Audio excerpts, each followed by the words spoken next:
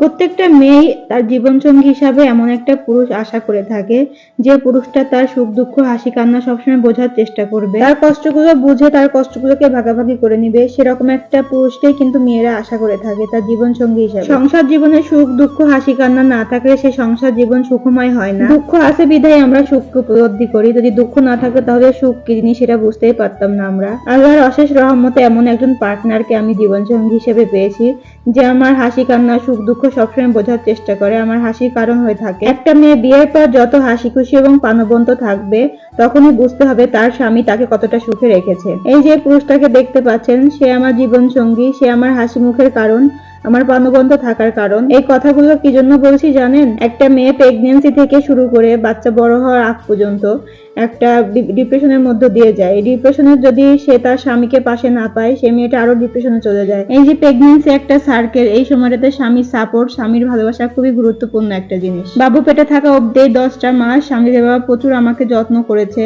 তো গতকালকে বাবু প্রচুর জ্বালাচ্ছিল, ঘুমাচ্ছিল না। তো আমাকে বলতেছে, তুমি কি খাবা বলো? তো সামজিৎ ফট করে বলে উঠছে যে বাবা খিচুড়ি খাবো। রাত প্রায় তখন 10:30 বাজে, এখনো রাতের খাবারটা খেতে পারি নাই। বাবু কোলে থেকে নামছেই না, কান্নাকাটি করতেছিল, মানে ঘুমাবে না, হাঁটাহাঁটি করবে। তো ওর বাবাও অনেকক্ষণ রেখেছে। তো আমি বললাম যে আমি রান্না করি। তো সামজিদের বাবা বলতেছে যে আমি সবকিছু এগিয়ে গুছিয়ে দেই, তুমি তুলাতে দাও, তোমার কারণ রাখতে হবে না, তুমি যেহেতু বাবুর মুখে চোখে হাত দিবা। কি সুন্দর করে সে রান্নাঘর থেকে পেঁয়াজ মরিচ কেটে নিয়ে এসে এখানে বসে চপিং বোর্ডে কাটাকাটি করতেছে। সে খিচুড়ি রান্না করবে।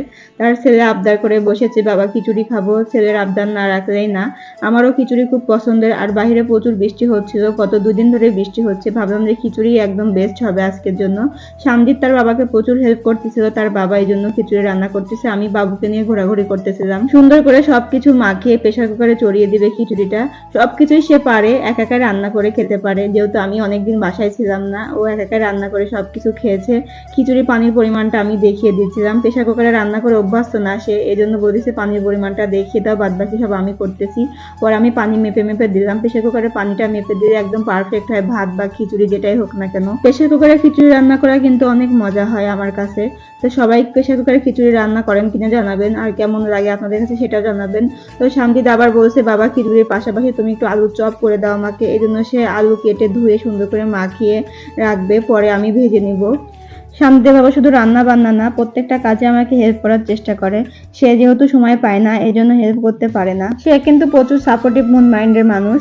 আমার প্রত্যেকটা কাজে সে অনেক সাপোর্ট করে আমাকে। বিয়ের পর থেকে আমার পড়াশোনা, আমার বিজনেস, আমার পেজ, আমার ব্লগিং সবকিছুতেই সে প্রচুর সাপোর্ট করে আমাকে।